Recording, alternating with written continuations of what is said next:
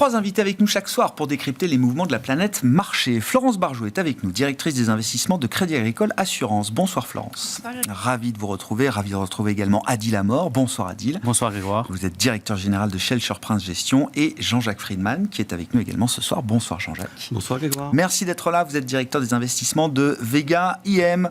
Comment vous regardez, Florence, l'idée de ce cycle de baisse de taux devant nous? Certaines banques centrales ont commencé. Pas des moindres, hein. La Suisse, le Canada sont des banques centrales majeures quand même qui sont déjà avancées dans cette idée de baisse de taux. La Fed va entrer en jeu. La BCE va conduire une deuxième baisse de taux cette semaine. Comment vous voyez les choses se dérouler ensuite? Est-ce qu'on a face à nous quelque chose d'assez synchronisé? Ou est-ce que le rythme peut, au fur et à mesure, peut-être changer en fonction des situations économiques auxquelles chaque banque centrale fait face aujourd'hui? Je pense qu'il va y avoir évidemment une resynchronisation avec la Fed qui bouge, puisque pour une fois, elle n'avait pas lancé le mouvement. Donc il y a ce côté synchronisation là qui évidemment va arriver. Après moi, la manière dont je vois les choses, 2 points qui me semblent importants. Le premier, c'est que si on regarde aujourd'hui les pricing des marchés de taux, j'ai l'impression qu'ils sont allés un peu trop loin en termes d'attente de baisse de taux. D'ailleurs, c'est assez intéressant. Il y a une grande banque américaine dont le nom commence par J qui a publié une enquête que moi j'ai trouvée amusante qui indiquait que si on regardait le pricing de récession sur les marchés obligataires, on était à une proba de l'ordre de 70%. Si on regardait le pricing de récession sur les marchés actions, on était à 9% seulement. Et donc ça, déjà, c'est un élément intéressant parce qu'on voit bien que les marchés actions, les marchés obligations ne jouent pas tout à fait le même scénario aujourd'hui. Mais pour en revenir au cycle de baisse de taux et au marché obligataire, nous, notre vision, c'est quand même que sur les perspectives de croissance, bon, il y a évidemment des éléments qui sont différenciants aux États-Unis et en Europe, mais globalement, on est plutôt du parti normalisation, tassement de la croissance que récession. Et donc ça, je pense qu'il y a des éléments qui sont assez probants du côté des indicateurs économiques, en particulier aux États-Unis, avec une consommation qui tient bien, avec des investissements publics et privés qui sont plutôt bien orientés. Il y a toute la thématique marché du travail aussi sur laquelle on peut débattre. Mais moi, mon point de vue, c'est que, in fine, le marché du travail aujourd'hui aux États-Unis, certes, il s'essouffle un peu, mais il tient quand même globalement bien. On a encore des créations d'emplois. C'est vrai qu'on a des statistiques qui sont un peu discordantes, mais il y a une forme de fébrilité des marchés autour des rapports emploi et des chiffres de croissance globalement qui, moi, je trouve, va un peu trop loin. On joue un peu à se faire peur, vous dites, de ce point de vue-là? Moi, j'ai un peu l'impression, c'est-à-dire qu'honnêtement, quand on voit le degré d'attention qui est porté par les marchés au marché du travail américain, c'est Jérôme Powell qui nous met le nez dessus. Hein. Oui, non, mais bien sûr. Mais, on a tous en tête ce qui s'est passé au mois d'août. Ouais. Bon. La vérité, c'est qu'effectivement, on a des indicateurs qui sont un peu discordants sur le marché du travail, et notamment, on a des statistiques qui sont peut-être un peu moins fiables, mais les créations d'emplois sont positives. Quand on regarde les inscriptions au chômage, en fait, je crois qu'en moyenne, sur les 3 derniers mois, on doit vibrer autour de 230, 250 à la louche. Bon, historiquement, on est plutôt sur 350 en moyenne, donc ça se passe bien. Taux de chômage autour de 4,3, je crois. Bon, c'est plein emploi. Oui, bien sûr. Bon. Ouais.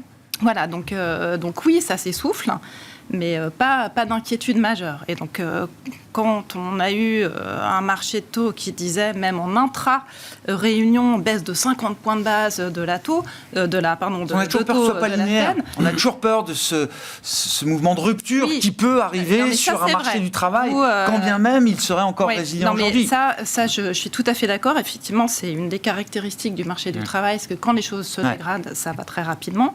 Mais je pense qu'il faut quand même prendre un peu de recul. Et quand on a tous plus ou moins fait des études d'éco, et donc ce qui se passe normalement en économie, c'est que il y a de la croissance, enfin les taux sont bas, okay, donc il y a de la croissance, les entreprises s'endettent, il y a un peu de surchauffe, il y a de l'inflation, la Banque centrale monte les taux, elle durcit les conditions financières, ça casse la croissance et l'inflation revient.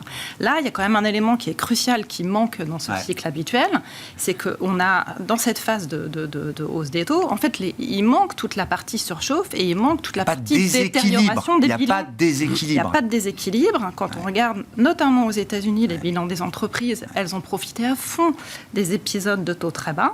Les ratios d'endettement sont à des niveaux qui sont très contenus. La charge de la dette est extrêmement faible. Donc toute cette partie qui est traditionnellement associée à un cycle de croissance, on ne l'a pas eu. Donc la phase de hausse des taux, en fait, et d'ailleurs ça nous a tous surpris, parce qu'on est quand même sorti d'un cycle de hausse de taux qui a été extrêmement brutal. Ah ouais. Enfin, le plus brutal, je crois d'ailleurs, depuis les années 80, sans impact quasiment sur la croissance. Et c'est vrai que c'était... on a tous eu du mal à comprendre. Ah, c'était pas facile de faire ce call il y a 3 ans, oui. Moi, je pense que l'explication fondamentale, elle vient du fait que les bilans des entreprises et le cycle de crédit, de surchauffe du crédit qu'on a habituellement, il ne s'est pas mis en place. Donc là, on a des conditions qui, notamment aux États-Unis, sont quand même encore restrictives. On peut débattre des conditions en Europe, mais aux États-Unis, on est encore dans du restrictif. Pour l'instant, ça tient bien. On va basculer vers un assouplissement. Ça devrait quand même à peu près bien se passer. D'accord. Donc, une Fed trop agressive, pour vous, ce serait perturbant à ce stade? Il me semble. J'entends. Ouais. On me donnait un ratio aussi, parce que la question, effectivement, sur le marché du travail, que le marché du travail tienne bien, mais est-ce qu'on n'est pas proche d'un moment où les entreprises américaines, on sait qu'elles peuvent être très flexibles de ce point de vue-là, verraient leur marge un peu sous pression et se diraient tiens, il faut que je dégraisse un petit peu, que je restructure mes coûts salariaux notamment. Il y a un ratio très simple que je ne connaissais pas, mais qui est assez évident, c'est de regarder les coûts salariaux de l'entreprise par rapport aux ventes réalisées. Bon, ce ratio, il est au plus bas aujourd'hui. Il n'y a pas de pression venant des salaires, en tout cas du point de vue de l'entreprise et des marges d'entreprise. En plus, il y a la productivité. Visiblement, les entreprises américaines ne sont pas au bord de licencier ou d'opérer des vagues de licenciements. Adil, comment vous regardez le cycle de baisse de taux, et puisque ça change pour l'investisseur ou pas à ce stade Non, mais je partage tout ce que Florence a dit. Et effectivement, en fait, on est dans une situation où, parce qu'on entend beaucoup le mot récession, ça fait 2 ans que je pense que toutes les semaines le mot récession revient, là encore plus, on ne croit pas au scénario de récession. Peut-être technique, pourquoi pas en Europe, et encore, ça aussi on n'y croit pas, aux États-Unis encore moins. Pour revenir sur l'emploi américain, on continue à recruter, ça continue à recruter, qu'on le veuille ou non. Voilà. Est-ce qu'il y a besoin de recruter autant qu'avant ? La réponse est non. Est-ce que c'est ça qui va faire qu'on va aller en récession ? La réponse est non. Est-ce qu'aujourd'hui les taux américains sont trop élevés par rapport, on va dire, au niveau de rentabilité, de marge qui sont dégagés par les entreprises américaines ? Oui, ça, il y a un consensus, c'est pour ça que la Réserve fédérale américaine va baisser ses taux. Mon sentiment et notre sentiment chez Shelter, c'est qu'on aura une baisse graduelle des taux. Je pense que ça serait très dangereux d'avoir une baisse, on va dire, concaténée en 50, 75 points de base ou que sais-je, en one shot. Si ça devait arriver, c'est que les chiffres sont très mauvais et que là, on est clairement dans la récession. Et un accompagnement, finalement, avec des baisses graduelles, c'est tout ce que tout le monde attend, à savoir le fameux soft landing. D'accord. Voilà. Ça, c'est le mot que Jérôme Powell n'a pas prononcé à Jackson Hole. Je pense qu'il ne peut pas se permettre tant que rien n'est confirmé, rien n'est acté, rien n'est entériné. Voilà. Non, mais le mot graduel, c'est un mot que Jérôme Powell n'a pas... Justement. Voilà, c'est ça, d'accord. Voilà. Pas parce qu'il souhaité employer. Déjà, le 25 points de base, fallait quand même l'avoir. Voilà. Maintenant, il est là. La gradualité, tout dépend, encore une fois, des chiffres qui vont sortir. Et à part si Jérôme Powell a déjà les chiffres qui vont sortir dans 6 mois... c'est normal qu'ils ne puissent pas, on va dire, s'engager sur ça. Mais les marchés attendent ça. Et notre conviction, c'est que l'économie s'y prête. Voilà. Il n'y a aucune raison d'aller trop vite. Les résultats des entreprises américaines, à part Nvidia qui a surpris, parce que le consensus était lui-même surpris, est-ce qu'il y a eu des chocs ? Fondamentalement, non. J'ai discuté, on a pas mal d'économistes qui sont venus, des quants, des fondamentaux. Le consensus est assez unanime sur les dernières émissions de Smart Bourse. À 3 mois... le risque de récession US, il est proche de 0. C'est ça qui est assez... Est-ce que quand tous les économistes sont d'accord de cette manière-là sur un horizon de marché 3 mois, est-ce que c'est pas le moment de s'inquiéter, Jean-Jacques ? Mais c'est vrai que j'étais assez d'accord. C'est vrai que sur les taux d'intérêt, 110 points de base, le risque paraissait asymétrique et ça paraît beaucoup. Ça, c'est ce que le marché anticipe. Voilà, sur les d'ici taux, la fin de l'année pour la Fed. D'accord. On avait plutôt l'idée aussi de 75 centimes. Alors, sur les économistes, ce qu'il y a, c'est qu'une récession et un ralentissement, ça commence toujours pareil. On ne peut pas en réalité prévoir une récession. C'est ce qui fait peur. Mais qu'il y ait de la nervosité maintenant, c'est assez normal parce que souvent, avant la première baisse de taux, quand on sait qu'on se projette et qu'il y a une bonne nouvelle devant soi, ça monte, c'est assez facile. Mais là, il y avait vraiment la conjonction de beaucoup de choses. C'est-à-dire qu'il y avait ça, Il y avait septembre où il y a une saisonnalité assez négative, et d'autant plus négative quand il y a des élections derrière avec des programmes aussi marqués, aussi diversifiés. Et puis, il y avait un doute sur les statistiques. Ça fait, vous parliez il y a quelques temps, mais par exemple, les indicateurs ISM, les indicateurs PMI n'ont absolument pas fonctionné depuis des années. Non. Et même les indicateurs durs comme les créations d'emplois, il y a une révision qui a vraiment frappé les esprits. Donc on arrive au milieu de tout ça en se disant, c'est toujours un peu la croisée des chemins. Parfois c'est un peu faux, mais là c'est vraiment le cas. Et on arrive en étant un peu incertain. Et finalement, ce qui se passe, c'est que sur une seule statistique, il y a eu en plus ce débouclage du carry trade qu'on ne pouvait pas anticiper. Et finalement, c'est plus la réaction du marché qui a été très forte avec ce mouvement de débouclement qui a fait que, pour justifier, on ne va pas dire c'est un truc technique, etc. Il faut bien trouver une solution. Et on dit, voilà, c'est parce que la question de la récession est posée. D'accord. Et pour moi, elle n'était pas plus posée ce mois-ci qu'elle l'était il y a quelques mois. C'est ça le point. Et donc maintenant, on se met à débattre. Et ce qui me semble, c'est que justement, c'est tous les arguments que vous donniez, théoriquement, sur le papier, si on regarde les boîtes, elles avaient déjà eu du mal à embaucher, donc pourquoi elles licencieraient ? Elles ont des marges importantes parce qu'il y a une productivité forte. Et donc, elles arrivent à maintenir. C'est-à-dire qu'il y a des salaires plus importants que l'inflation.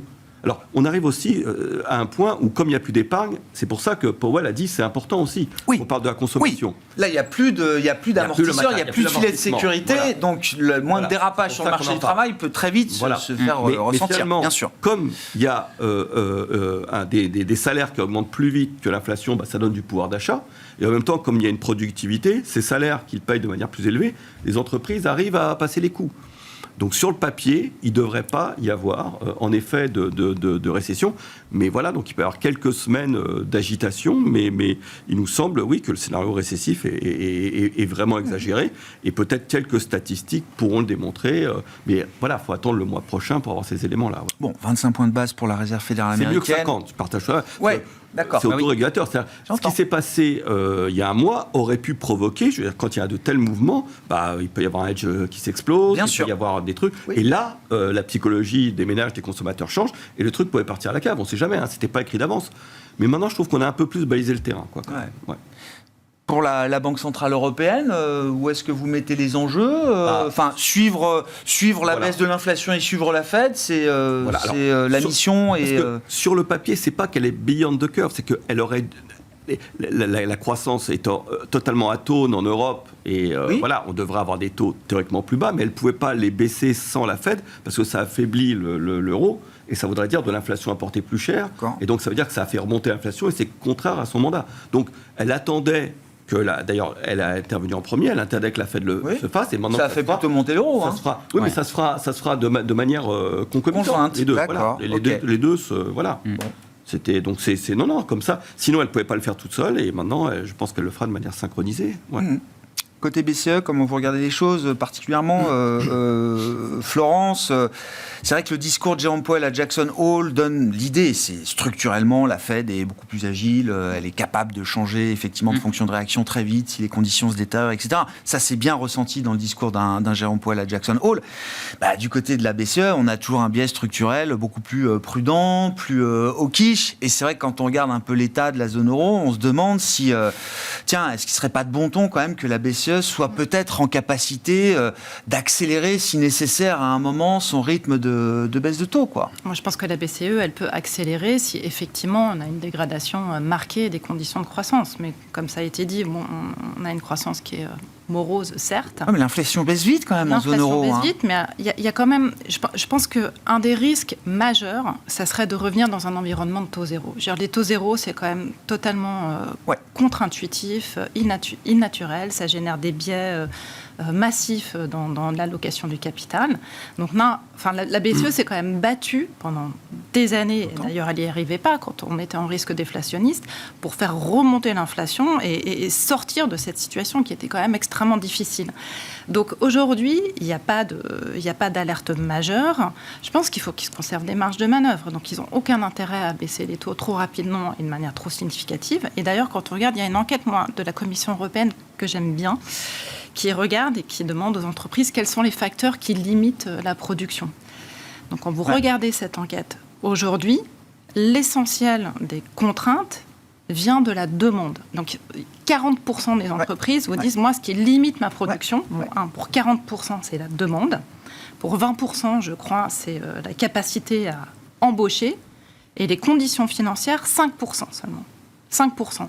Donc, bon, alors évidemment, il y a un lien entre la demande et les conditions financières, Florence. Bien sûr. Et puis il y a des secteurs comme l'immobilier, évidemment. Mais c'est intéressant, parce que déjà, c'est des résultats d'enquête qui sont inverses de ce qu'on a vécu pendant la période Covid, post-Covid, où c'était l'offre qui manquait, l'offre qui était contrainte, etc. Là, on revient à quelque chose de plus habituel pour la zone euro, finalement. Et donc, évidemment, bien sûr, je trouve que c'est intéressant, et bien sûr que les conditions financières jouent sur la demande aussi, mais il y a quand même une situation, on peut parler de l'Allemagne. L'Allemagne, aujourd'hui, c'est le maillon faible, entre guillemets, de la zone euro. Et on parlait des États-Unis, mais on est quand même dans une forme de miroir entre l'Europe et les États-Unis. Le problème, c'est le commerce extérieur. On est extrêmement dépendant du commerce extérieur, donc problématique chinoise, problématique de ralentissement de la croissance mondiale et problématique protectionniste. Et donc, c'est peut-être ça qu'il faut qu'on regarde. Bien sûr, le niveau des taux d'intérêt a un rôle. Je veux dire que la BCE, elle baisse de 25 ou de 50. C'est pas ça qui va changer la face de croissance de l'économie européenne, il me semble. Donc, c'est bien de revenir. On a besoin d'avoir des taux d'intérêt qui sont en territoire neutralisés, neutre, voire légèrement incommodants quand même, je pense. Voire légèrement incommodants. Oui, je pense qu'on a besoin quand même d'un léger soutien, mais il ne faut pas que la BCE aille trop vite. Il faut qu'elle en garde sous le pied si besoin. Oui, non mais intéressant. Vous voyez à l'arrivée quand même un taux légèrement accommodant, enfin un taux d'arrivée pour la BCE qui doit être au minimum neutre, quoi. Je pense que le taux cible 2025, on va osciller, je sais pas, autour de 2,25. Voilà, d'accord. 2,25, c'est c'est en zone accommodante. Non, parce que j'écoutais Isabelle Schnabel, elle dit dès que le taux directeur, dès qu'on commencera à s'approcher de la limite haute des estimations du taux neutre en zone euro, il faudra déjà tout de suite commencer à regarder ce qui se passe, quoi. Non, mais c'est les nuances qui peuvent s'exercer aussi au sein de la Banque Centrale Européenne. Sur la BCE, qu'est-ce que vous dites spécifiquement, Adil Moi, je suis un peu surpris. En fait, quand on regarde un petit peu les chiffres d'inflation, par exemple, moi, il y a un chiffre qui m'a surpris, c'est l'inflation allemande. Si je ne me trompe pas, 1,9, je crois. Alors chez eux, des statistiques disent 1,9. Harmonisé, c'est 2. Mais disons 2, quoi. Moi, j'aime bien. En dessous de 2, c'est encore plus... bien parce que c'est encore plus symptomatique et emblématique. Proche, mais inférieur à 2. C'est parfait. Il y a ça. Donc, et après, indépendamment de l'Allemagne, il y a quand même globalement de la désinflation. Elle est là. OK. Les renégociations salariales. Voilà. Ça décroît. Voilà, ça va beaucoup moins vite. Donc, il y a quand même de la désinflation qui est là. La croissance européenne, oui, elle tient, mais elle est quand même beaucoup plus fragile que la croissance américaine. Le moteur, la locomotive européenne, à savoir l'Allemagne, il y a un sujet, exportateur, oui, et encore beaucoup plus long terme, dans un monde qui se déglobalise, on pourra y revenir, etc., avec tous les impacts que ça peut avoir. Et le dernier sujet qui est quand même problématique, il y a l'Europe, c'est plusieurs États. Les États-Unis, c'est un seul pays. On n'arrive pas à se mettre d'accord en Europe. Donc, moi, je pense que dans ces conditions, notre sentiment, c'est que la BCE a matière à aller un peu plus vite que la Fed. Il ne faut pas aller trop vite, mais encore une fois, et je partage, Florence, sur le taux d'atterrissage, 2,25 ou 2,26 ou 2,27, on peut chipoter, je pense, jusqu'à l'infini, mais ça, je pense qu'il y a un consensus autour de ça. Les taux zéro, c'est fini. De toute façon, c'était une aberration. On parle quoi qu'il en coûte, l'argent infini. Voilà. Mais à force de trop attendre, est-ce qu'on ne crée pas aussi le risque déflationniste de demain, quoi? C'est un peu l'idée. En fait, il y a déjà une baisse de la BCE. A priori, il y en a 2 autres d'ici la fin de l'année. Est-ce qu'il n'en faudrait pas 75 points de base d'ici la fin de l'année pour prendre le pas par rapport aussi à la Fed?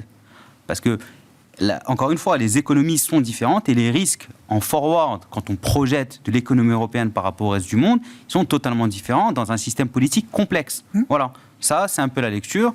Maintenant, fondamentalement, ce qui va se passer, notre sentiment, c'est 25 et 25. Voilà. D'accord. Mais on aimerait bien que... Il n'y aura pas de voilà. Et c'est un peu de risque. Et le fait d'avoir ça rajoutera de la volatilité en cas de chiffres, même à 1 micronième de point de base en dessous des attentes. C'est ça le sujet. Ouais. Bon, en Allemagne, ils se réveillent un peu, les patrons quand même. PDG de Volkswagen, nous ne sommes plus compétitifs. PDG de Deutsche Bank, les Allemands ne travaillent pas assez. C'est intéressant d'ailleurs l'affaire Volkswagen, fermer une ou deux usines en Allemagne. Alors Bloomberg compile aujourd'hui avec des données d'experts le nombre d'usines automobiles qui tournent un peu à vide en Europe. Il y en a quand même beaucoup, c'est plusieurs dizaines. C'est-à-dire déjà rien que se dire qu'il y a des surcapacités dans un secteur comme l'automobile qui pèse pas loin de 10% du PIB de l'Union européenne, normalement ça limite un peu les risques à la hausse sur l'inflation. Enfin, je veux dire, pour ceux qui craignent l'inflation salariale, les taux d'inflation dans les salaires, etc., je pense que les négociations, elles vont pas se dérouler dans la même ambiance qu'il y a 2 ans, de ce point de vue-là. Je partage totalement, et c'est pour ça qu'en gros, les chiffres qu'on a, moi je pense qu'ils sont encore une fois en deçà des chiffres qu'on va avoir et qu'on devrait avoir. Ne serait-ce qu'en intégrant justement ces surcapacités. C'est ça. Encore une fois, ça met du temps à se matérialiser. Ouais. Il y a un effet lag, c'est normal. Ouais. Bon. Jacques, Madame Schnabel, elle raisonne comme si l'Allemagne était dans la même situation qu'il y a quelques années, et elle ne l'est plus. Donc le seul avantage de ce que vit l'Allemagne, c'est peut-être de rapprocher politiquement. Parce qu'on parle du point de vue des politiques monétaires, mais c'est peut-être compliqué. Ils sont en retard. Enfin, c'est pas qu'ils sont en retard, c'est que... d'ailleurs, il y a un élément nouveau, c'est qu'avant, on disait jamais plus on reviendra à la situation de taux zéro. Mais moi, je ne l'exclus pas totalement. C'est ça le paradoxe, parce que justement, par rapport à ce qu'on dit là, c'est pas totalement impossible. On était tous, je pense, surpondérés sur l'oblig. On avait en gros ces niveaux-là. Est-ce que la démographie a changé en zone euro ? Est-ce que la productivité a changé en zone euro ? Non, il n'y a pas grand-chose qui ont changé. Donc voilà, c'est pas totalement impossible. Mais c'est du point de vue budgétaire que là, et politique, que l'accord ne s'est jamais fait. Et là, c'est très compliqué. Mais justement, peut-être que l'Allemagne, qui auparavant était contre des mesures plus protectionnistes, parce qu'elle avait tout intérêt, elle, à continuer à exporter, etc., son modèle étant tellement remis en cause, peut-être qu'on peut progresser un peu du point de vue budgétaire. Et ça serait l'élément important. Pour l'instant, il n'y a pas d'indice. Mais sur le secteur auto en tant que tel, là, parce que ça a été quand même pendant 3-4 mois au début de cette année, je me souviens, un secteur leader en Europe, on vivait encore sur les restes du Covid, les marges auto étaient hyper élevées, etc. Je veux dire, en quelques mois, le vent a tourné de manière spectaculaire. Parce qu'il y a une intégration, il y a des chiffres, il y a une intégration verticale au niveau des entreprises automobiles chinoises. Bien sûr. Il y a un coût de revient, alors on dit 15% moins cher que Tesla, qui lui-même est moins cher que les entreprises européennes.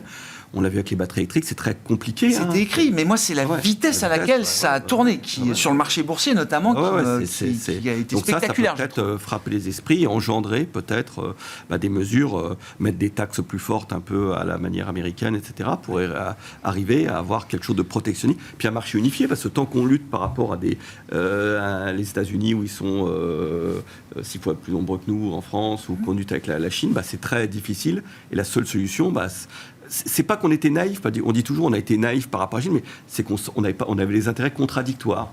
Peut-être que là, on a des intérêts qui peuvent... Et la réponse, c'est le protectionnisme. Enfin, ça fait 15 ans que j'observe la vie économique, les marchés. J'ai rarement entendu des investisseurs ou des gens venir me dire la bonne réponse, c'est le protectionnisme. C'est comme dans le conte de Cendrillon. Vous savez, pour qu'elle grandisse, il y a toujours un petit moment où il faut être en réalité protégé. On ne le dit jamais. Mais en réalité, il y a toujours une petite protection. Et ensuite, quand on est grand et adulte, on va dans le monde. Mais avant d'aller dans le monde... Question de dosage, voilà. Avant d'aller dans le monde et se battre, il faut un petit dosage de protection. Enfin, ou au moins, plus de la relance, plus, etc. Mais voilà, les finances, etc. D'où peut-être des taux d'intérêt, quand on parlait de taux cibles, etc., qui mériteraient peut-être d'avoir des taux d'intérêt réels négatifs pour justement parler de tous ces financements nécessaires. Ces défis. Voilà, mais tout ça se coordonne. Moi, je pensais que la Banque Centrale Européenne et les États étaient plus coordonnés que ce que je vois. Vous voyez, au moment du Covid, je pensais vraiment qu'il y avait une révolution qui s'était faite, et on s'aperçoit que... il y a eu ce moment presque hamiltonien, comme on le décrivait. Voilà. Mais c'est le drame de l'Europe, c'est qu'on est capable, dans des moments adverses, de faire ces efforts-là, mais ça reste à chaque fois une parenthèse. Voilà, exactement. À ce titre-là, à ces égards, comment le rapport Draghi résonne à vos oreilles Florence. Je vais intervenir sur le sujet, parce qu'en fait, là, on parle de politique monétaire. Donc, évidemment, si on a des taux qui sont bas et des taux réels négatifs, ça peut aider sur la partie financement. Mais en fait, toutes les problématiques qu'on évoque, c'est des problématiques qui sont structurelles. L'Allemagne, pourquoi est-ce qu'elle souffre ? Évidemment, il y a le problème chinois, il y a le commerce extérieur. Mais l'Allemagne, elle a construit son économie sur l'accès à de l'énergie pas chère. Ça, c'est terminé. Donc, il y a l'accès à l'énergie pas chère. Il y a le rapport Draghi, donc moi je l'ai pas lu. J'avoue, il fait 400 pages, mais évidemment, je suis comme tout. Je vais le lire. Il a écrit lui-même le résumé, je crois. Ça se lit assez bien. Il y a un résumé qui est fait par Draghi lui-même. Honnêtement, moi je trouve que c'est extrêmement intéressant. parce qu'il met quand même le doigt sur des problèmes qui sont des problèmes fondamentaux en Europe. Donc, la réglementation qui est quand même probablement excessive, dont parfois on ne sait même plus à quoi elle sert, qu'on n'arrive pas à bien comprendre. Il y a un très bon article dans le Financial Times d'il y a 2 jours sur CSRD. Bon, je veux dire, c'est quand même... Donc les règles de reporting compliqué. des entreprises sur les enjeux ESG. Exact. Il y a ça. Il y a la partie réglementaire. On parlait des banques, on parlait de l'investissement, le coût en capital, assureur, si on veut financer la transition. Bon, tout ça, c'est des problèmes qui nous rendent la vie plus difficile. Il y a toute la partie aussi que moi je trouve extrêmement intéressante sur comment est-ce qu'on dirige l'épargne des particuliers vers justement les investissements. Il parle de 800 milliards par an qui sont nécessaires. Donc là, effectivement, il y a l'union des marchés des capitaux. Donc là, on peut faire le lien avec Commerzbank et Unicredit. Oui, bien sûr. Oui. Et il y a comment investir de manière efficace l'épargne des particuliers. C'est-à-dire qu'on a des taux d'épargne en Europe qui sont plus élevés qu'aux États-Unis, mais qui sont en fait l'épargne des Français. Pas investis. Qui sont pour pas là où il faudrait quand on est économiste, évidemment. Et donc, pour les épargnants, évidemment, c'est pas la bonne chose à faire parce qu'on a envie de mettre son capital là où il est rentable. Et pour l'économie et le financement des entreprises, il y a un problème d'appariement qui fonctionne pas bien.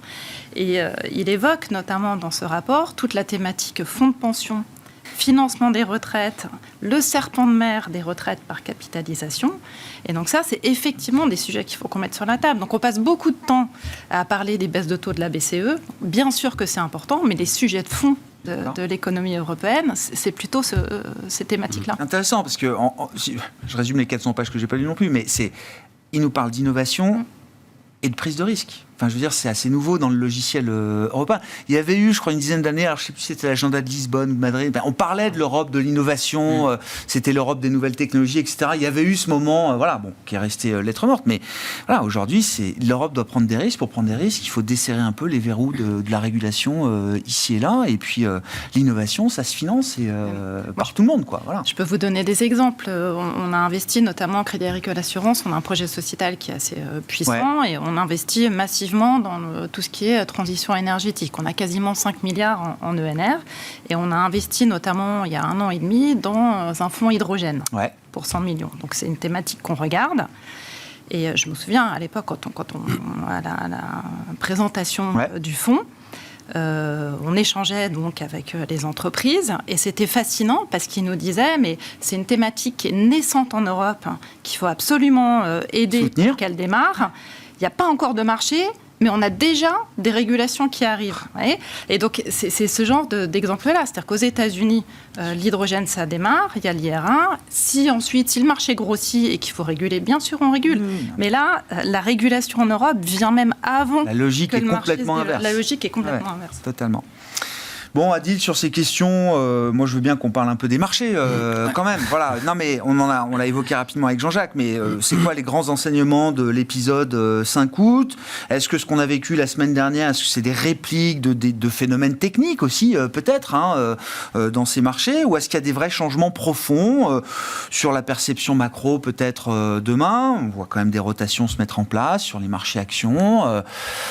Qu'est-ce qui se passe si on commence à baisser les taux de marché directeurs, pour des gens qui ont été très bien rémunérés sur du cash pendant plusieurs trimestres maintenant, etc. Enfin, ces questions-là ne sont pas nouvelles, mais elles arrivent là. Non, mais les réponses sont maintenant, quoi. Elles vont arriver. Elles vont arriver. En fait, il y a... Bon, je vais essayer d'être très synthétique. Je ne sais pas si je vais y arriver, mais en tout cas, on va essayer. Un peu de temps. Un petit peu. Non, mais globalement... Enfin, il y a un élément qui est clé, je pense, et c'est une stratégie et on va dire un fondement que je pousse depuis un certain nombre de mois, voire d'années, c'est que les cours vont se normaliser, vont se requantifier. Maintenant, c'est acté. Voilà, on est positif aux US, on est positif en Allemagne, légèrement. Okay. C'est normal. Enfin, 0, c'est une normalisation. Pour vous, c'est quoi, c'est quoi une vraie pente de courbe de taux ? Non, mais pour ceux qui ont oublié ce que c'était, une vraie pente de courbe de taux, 2 ans, 10 ans US. Moi, ce que j'ai appris, j'ai fait un peu de maths, je pense que tout le monde autour de la table est d'éco, il fut un temps. On va dire qu'avoir un 2-10, un écart entre le 10 ans et le 2 ans dans une courbe, dans une économie normale, entre 40 et 60 points de base, il n'y a rien de choquant et c'est même simple pour tout le monde et pour les générations futures et pour les épargnants et pour les entreprises. Bref, tout le monde est content. Il s'avère que c'est un monde qu'on a peut-être largement oublié ou peut-être que certains n'ont jamais vu. Oui. Bon, voilà. Donc, les pentes se renormalisent. La partie courte est très connectée à l'inflation et pour moi, la partie longue, on va dire longue à partir de 7 ans jusqu'à et au-delà, pour moi aujourd'hui, ce que ça matérialise, ce n'est pas la croissance future. Ça, c'est ma conviction. C'est le besoin de financement additionnel à venir. Dans un monde où il faut déglobaliser, il faut financer la partie renouvelable, il faut financer, encore une fois, le social, qu'on le veuille ou non, mais depuis la crise du Covid, il y a un sujet quand même majeur autour de ça et ça a besoin, il y a besoin ça reflète la masse des investissements qui nous attendent demain. Voilà. La prime de terme, c'est la prime du besoin en financement à venir. Et c'est quelque chose de normal. Sauf que d'une part, on a les États qui ont ce besoin-là, qui ont besoin de financer. Et forcément, les banques centrales, elles veulent, encore une fois, juguler l'inflation et c'est quelque chose de normal. Donc c'est un petit peu contradictoire. Donc les pentes, aujourd'hui, c'est quelque chose d'acté. Et pour moi, on n'est qu'au début. Ça ne va pas se faire de façon linéaire, mais on est au début. Des stratégies de remportification, ça reste valable pour vous aujourd'hui. Et sur l'obligataire, pour moi, ça reste encore très intéressant. Et ce n'est pas parce qu'on en fait beaucoup chez Shelter que je le dis. Voilà. Je suis persuadé que c'est encore un marché hyper attractif, que ce soit l'investment grade, le high yield ou les taux, mais il faut aller chercher au plus la partie courte, la partie 3 ans, 4 ans, pour justement éviter cette repointification ou même en bénéficier. Voilà, ça c'est quelque chose d'essentiel. Les actions, pas trop de duration, il n'y a pas... beaucoup de duration, mais sur le court. Encore une fois, il y a des techniques qui permettent je comprends, il y a des stratégies pour ça. Plus l'infini en duration, mais sur du 6 mois, c'est faisable. Voilà, ça c'est quelque chose d'essentiel et pour moi c'est tendanciel. Voilà. C'est pas linéaire, il faut être tactique, voilà. Mais ça, on va dire, c'est notre métier. Quelque chose de fondamental. Ensuite, quand on regarde, il faut pas oublier qu'il y a quand même la géopolitique qui est là. L'Ukraine, la Russie, c'est pas fini. Le Moyen-Orient, c'est pas fini. Voilà, il se passe quand même un certain nombre de choses. Ça, c'est de la vol. Voilà. On l'avait oublié sur la VIX et la V2X, les indices de volatilité equity, mais ça peut arriver très très rapidement. Et au-delà de la vol, le carry trade, le débouclage des stratégies de carry trade au Japon, voilà, avec le yen et donc la Banque centrale du Japon qui a augmenté ses taux, ça montre quand même que dans ce marché, il y a quand même un petit peu de levier à droite et à gauche. Un petit peu beaucoup. Et il ne faut pas sous-estimer ça. Voilà. Ça, encore une fois, c'est quelque chose d'essentiel. Et quand on voit aussi les repositionnements des fameux CTA et les fonds systématiques sur les fonds actions, quand les vols baissent, aujourd'hui, ils sont repassés au top. Ça, c'est quelque chose aussi qui, à un moment donné, quand il y a un mauvais chiffre, ça va, on va dire, rebaisser de façon significative. Et pour finir, sur le marché action, on est encore positif depuis le début de l'année. Oui, le marché action, l'Europe, il y a une prime de risque plus élevée, mais forcément, il y a plus de risques. Les US sont chers, oui, mais in fine, il faut faire du picking sectoriel. Nous, ce qu'on aime beaucoup aujourd'hui. Mais on voit d'ailleurs un marché action qui s'élargit. C'est ce que je comprends. Le marché US est cher. Si on enlève les 7 magnifiques, il est tout de suite un peu moins cher. Et les meilleurs performeurs, ce ne sont pas les 7 magnifiques sur les derniers mois. C'est la grande nouveauté. Voilà, c'est ça. C'est magnifique. D'accord. Donc c'est plutôt dans cette partie-là du marché. Mais c'est dans cette partie-là du marché que l'univers d'investissement vous paraît le plus intéressant aujourd'hui, alors. C'est pas qu'on a un biais, mais après, c'est peut-être l'approche obligataire, très value, etc. Ouais, j'entends. Et connecté au taux pour le marché action. Ok, très clair. Jean-Jacques, qu'est-ce qui vous anime là? Comment vous avez géré l'été et puis la rentrée du coup? Donc ce que je disais, on en discutait un peu, c'est qu'on est revenu à la neutralité, ce qui nous semblait indispensable, plus une rotation défensive. Mais c'est finalement assez classique, c'est-à-dire qu'à ce stade-là, c'est assez binaire. C'est soit il y a juste un ralentissement et après cette période de quelques semaines, mois qu'on est en train de vivre, le marché repart à la hausse. Soit il y a récession, et là, la baisse des résultats l'emporte sur le potentiel de baisse des taux et le marché décroche. Donc c'est aussi basique que ça. Nous, on milite pour la première solution, la sortie par le haut. Par contre, je pense que ce qui sera assez intéressant, c'est justement, je pense que ces dossiers tech, qu'on aime par moment ou pas, sont en train de bien déréter avec l'histoire finalement de la sortie. Mais pendant ce temps-là, les résultats progressent tellement qu'ils retrouvent de l'intérêt. Et je pense qu'après cette phase de croissance défensive, il faudra revenir en fin d'année sur la tech. Et là, je pense qu'il y a vraiment du potentiel de nouveau sur les valeurs tech, parce que souvent, c'est au moment du dernier trimestre que les résultats sont le plus importants. Donc vous avez dans le radar l'idée de reprendre des positions sur ces grandes valeurs technologiques qui ont vu leur valorisation un peu réduite. Là, il y a peut-être quelques déceptions par rapport à Blackwell, etc. Mais il peut y avoir vraiment de nouveau des nouvelles fortes. Et puis un dossier qui se traite à 30 fois, mais c'est c'est rien. Parce que les gens, après, ils disent, ah bah oui, ça se paye tant de fois, finalement, les ventes, etc. Mais ça a pu se payer 60, Nvidia. Oui, bien sûr, mais il y a des marges compliquées à mesurer, il y a des marges tellement élevées. Oui. Donc, et c'est intéressant votre point, parce que je me dis, si on est dans l'idée que les baisses de taux vont accompagner le cycle, prolonger le cycle, etc., je suis un peu étonné de voir quand même tout de suite un marché action très défensif, quoi. C'est la santé, c'est les telcos, c'est vraiment des proxy bonds. Oui, je vois pas un marché action très cyclique, très risk-on sur le cycle en tout cas. Bah, disons que parce que faut couper la part en deux, c'est-à-dire que peut-être qu'à un moment donné, justement, ça sera intéressant d'être sur le cyclique. Là, il se dit quand même qu'il y a une phase de ralentissement, et je veux dire, là, il y a un doute. Le risque-rendement, et ce qui après devrait à la fois être des valeurs défensives au cas où on se trompe sur le scénario, et qui en même temps devrait bénéficier de la baisse des taux, même si là il n'a pas fait, ce sont les valeurs tech justement qui cochent 2 cases. Donc c'est pour ça que là, avec finalement le retour un peu en termes de valorisation, ça sera de nouveau, il nous semble... Si on arrête de se faire peur avec la récession, c'est plutôt la partie cyclique ou tech et qui même, doit même s'il y avait presque une croissance un peu atone, c'est des valeurs qui seront jugées de manière défensive. Donc on part d'une croissance défensive à une croissance un peu moins défensive avec la tech par la suite. Florence, comment... Alors, vous avez accès à un nombre de classes d'actifs innombrables, mais je veux dire, c'est quoi la philosophie quand on gère un portefeuille d'investissement pour un assureur et le plus gros en France aujourd'hui? Puis l'analyse que vous avez faite chez Crédit Agricole Assurance de ce qui s'est passé cet été, on revenait rapidement sur les positions de carré, etc. Est-ce qu'on a moyen de savoir si ce levier, il est quand même bien rabaissé, ou est-ce qu'il y a encore un risque? Je sais pas, la BOJ, je crois, se réunit la semaine prochaine. Si jamais la Fed venait à un moment à faire 50, qu'est-ce que ça peut impliquer sur le dollar yen, etc. Et est-ce qu'il y a un risque de repartir pour un tour sur ces questions de levier, par exemple? Oui, alors peut-être pour répondre un peu sur le positionnement déjà. C'est vrai que côté assureur, nous, on est dans une logique de rendement. Donc l'année, pour nous, elle était idéale, parce que sur les taux, on a quand même eu des opportunités de déploiement qu'on n'avait pas vues depuis longtemps. Mais des générations. Donc pour l'assureur, l'environnement, il est formidable. Donc sur les taux, évidemment, on a fait beaucoup de choses. Sur la partie, ce qu'on appelle, nous, diversification, donc tout ce qui est hors obligataire, donc notamment les actions et toute la partie private equity. Sur les actions cotées, la vision, c'est on est à la cible. On n'a pas vraiment de raison d'aller beaucoup plus loin de manière agressive sur nos allocations, parce que justement, on arrive à générer du rendement sur la partie obligataire. En revanche, et là, je reviens au mois d'août, quand on a des points d'entrée comme ça, qui pour nous étaient des points d'entrée évidents, évidemment qu'on va accélérer le déploiement. Donc on est plutôt dans une logique qui est un peu by the dip, comme opportuniste de ce point de vue-là. D'accord. Opportuniste. D'accord. Donc opportuniste sur des valos, qui là pour le coup étaient soudainement à nouveau attractives. Effectivement, et notamment aux États-Unis, sur une logique un peu plus de diffusion du rallye. On a déjà un stock de valeurs américaines. Élargir sur des indices équipondérés ou faire un peu de picking, effectivement, ça fait beaucoup de sens. Mais on n'a pas de crainte majeure sur notre portefeuille. Donc, côté taux, on a beaucoup déployé. Partie action, on est à la cible et on est opportuniste sur les points bas. Et les classes d'actifs qui continuent à rester intéressantes pour nous, c'est toute la partie dette privée. La partie dette privée, vraiment... Gros boom de la dette privée, alors peut-être pas pour des instituts, mais en tout cas, dans l'univers hors institut, oui, il y a un gros push dette privée, effectivement, depuis 1 ou 2 ans. Mais ça reste pour vous des segments d'investissement intéressants. La partie, notamment unitranche, on déploie. Et puis le private equity, on a des flux qui sont très réguliers vers une classe d'actifs qui, en fait, a des rendements qui sont stables et très intéressants dans le temps.